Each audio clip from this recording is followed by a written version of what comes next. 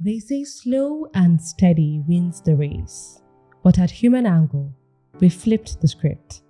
We say that in excellence and consistency, impact is built. This is our 2025 Impact Summary. Following our documentary on how the Boko Haram insurgency has affected the Fulani community in the Northeast, the Borno State Contributory Healthcare Management Agency began developing tailored health initiatives for nomadic populations.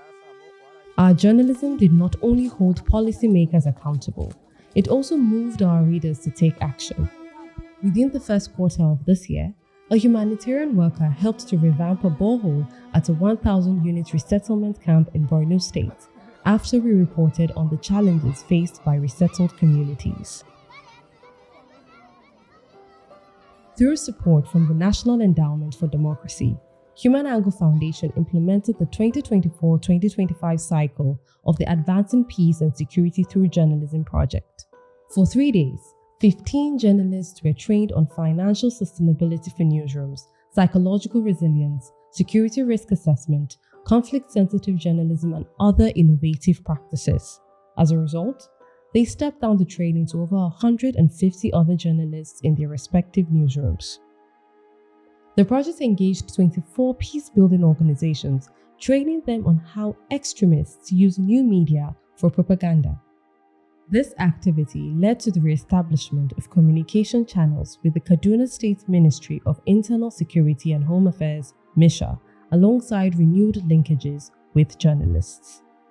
Within this project, we also published 6 solution stories that spotlight grassroots responses to conflict.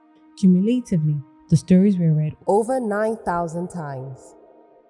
Beyond policy and individual action, our work influenced public attitudes. After our May feature on how Leah Sharubu's continued captivity has altered her life and future, we heard from audiences who said it deepened their understanding of her family's experience. The report was also used to teach a journalism class at the Plateau State University. This change, though not as visible as others, fuels continuous advocacy. From being used as a case study in journalism class to guiding how newsrooms report transitional justice issues, HumAngle's work is shaping the future of journalism. Our comprehensive manual on transitional justice reporting, developed in collaboration with the Africa Transitional Justice Legacy Fund, has been accessed over 25,000 times. The second cohort of the HumAngle Technology and Civic Impacts Fellowship supported 10 bold researchers, journalists, and civic impact advocates.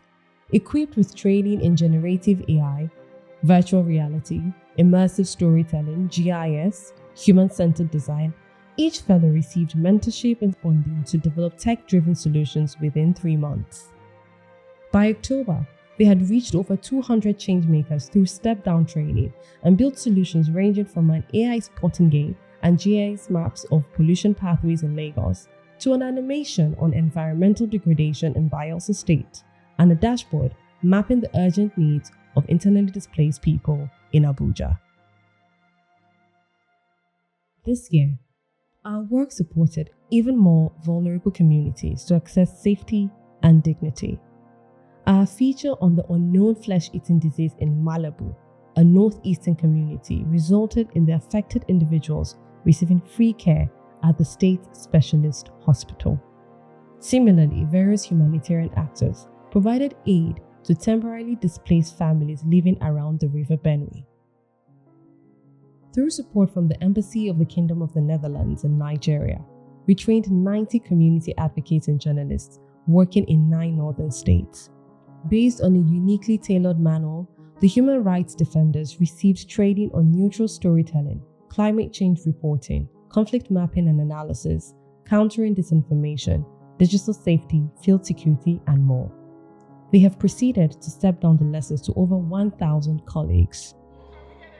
We also received significant recognition from both local and international peers. Our investigation into how IPOB uses online fundraising marathons to sustain its activities won the Illicit Financial Flow category at the West African Media Excellence Conference and Awards.